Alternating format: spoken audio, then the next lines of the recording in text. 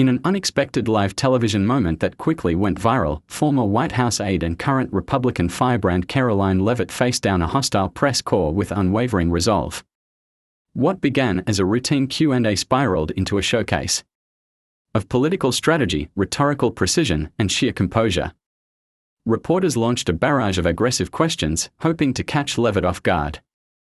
But instead, what unfolded was a public dismantling of media bias, misrepresentation. Karoline Leavitt's political journey is emblematic of a new generation of conservative leadership emerging in America. Born and raised in Atkinson, New Hampshire, Leavitt quickly rose through the ranks of Republican politics with a reputation for clear messaging and media-savvy performances.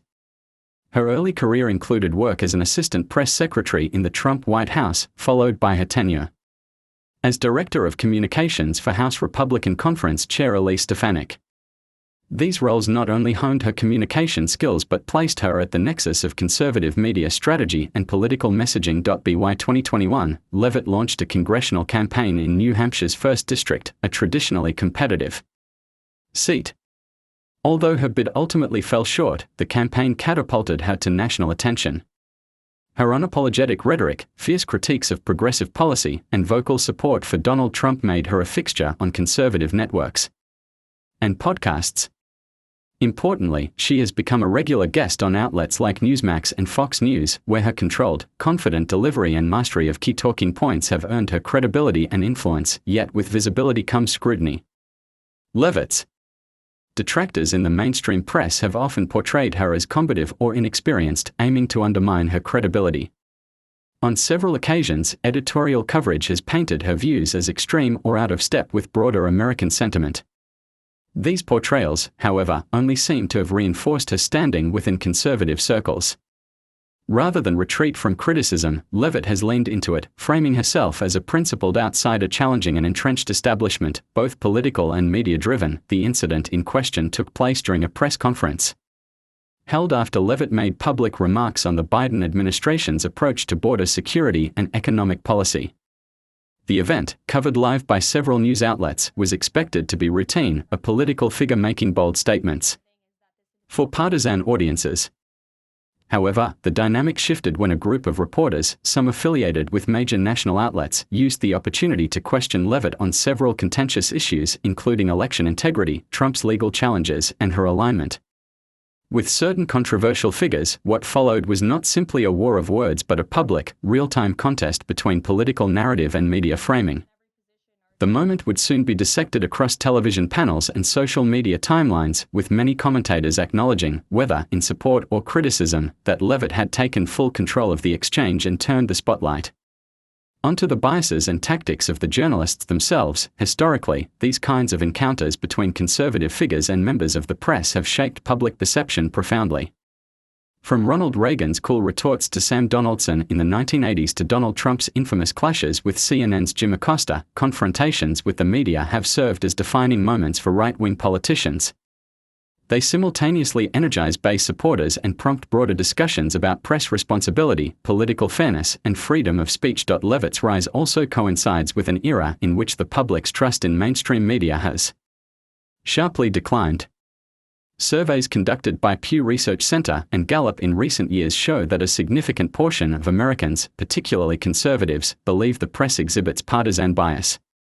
This perception has created fertile ground for political figures like Leavitt to frame themselves as truth-tellers taking on an adversarial press, rather than merely politicians engaging in spin. Consequently, the stage was set for a media clash that would resonate far beyond the confines of the press room.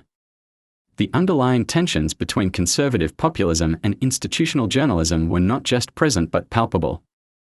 For Leavitt, the stakes were not merely about surviving difficult questions, they were about turning the tables and illustrating in real time the very media dysfunction she has long criticized. This broader context is essential to understanding why the event drew so much attention.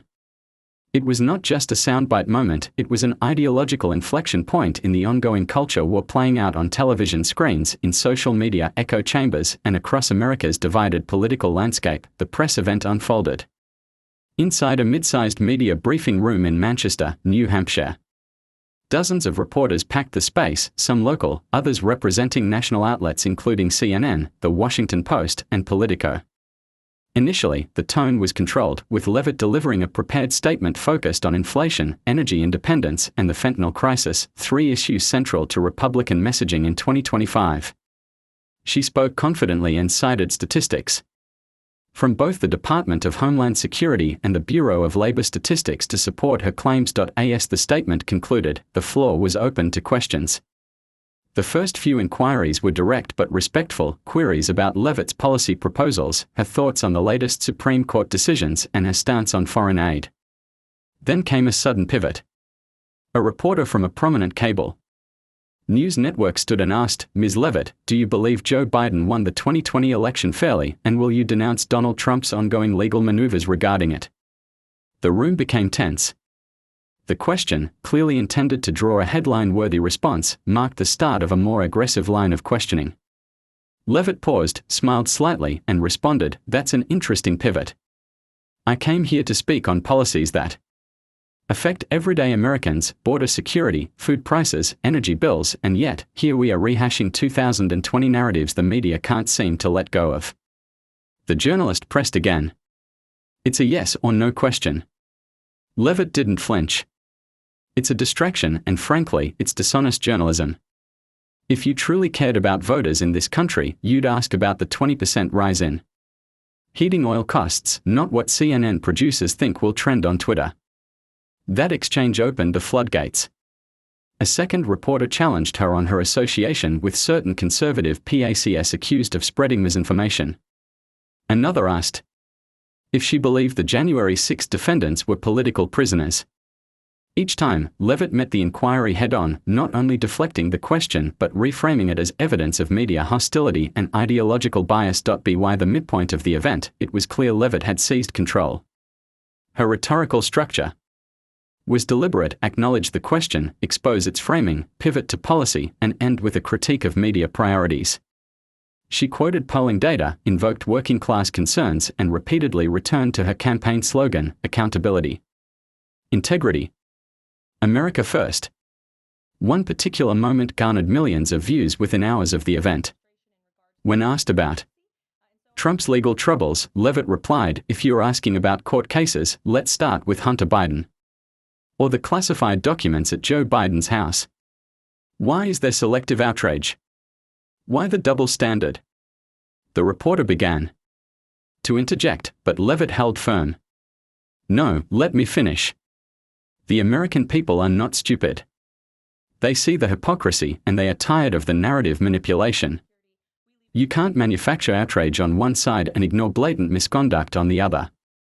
Applause erupted in the room, not from reporters, but from staff and attendees watching the exchange from monitors outside. Social media exploded. Within an hour, clips of Leavitt's responses dominated conservative Twitter, Reddit forums, and Telegram channels. The most viral video, captioned "Karoline shuts them down," was reposted by major conservative influencers, accruing over 10 million views on X, formerly Twitter, within 24 hours. For her critics, the moment was alarming. They accused Leavitt of dodging questions and using populist deflection. But for her supporters, the message was clear: she had walked into a room full of media skeptics and emerged victorious, not by avoiding confrontation, but by engaging with it on her own terms. And political assumptions, all on live TV. In the hours and days following the press conference, reactions poured in from across the political spectrum. Conservative leaders were quick to frame the event as a triumph of transparency and strength. House Republican Chair Elise Stefanik, under whom Leavitt once served, posted on X, "Karoline Leavitt just schooled the mainstream media on what real leadership looks like. Calm. Prepared. Unshakable." The message was accompanied by a clip of Leavitt's exchange with the CNN reporter, which had already amassed millions of views. Former President Donald Trump also weighed in via Truth Social, writing, "Karoline is a star. She took down the fake news media and exposed them for what they are, dishonest and desperate." His endorsement added further fuel to the virality of the event, reinforcing Leavitt's brand as a rising conservative force capable of holding her own in adversarial settings. Beyond political allies, media watchdog groups took a more analytical stance. The Media Research Center, a conservative organization monitoring press bias, issued a statement praising Leavitt's calm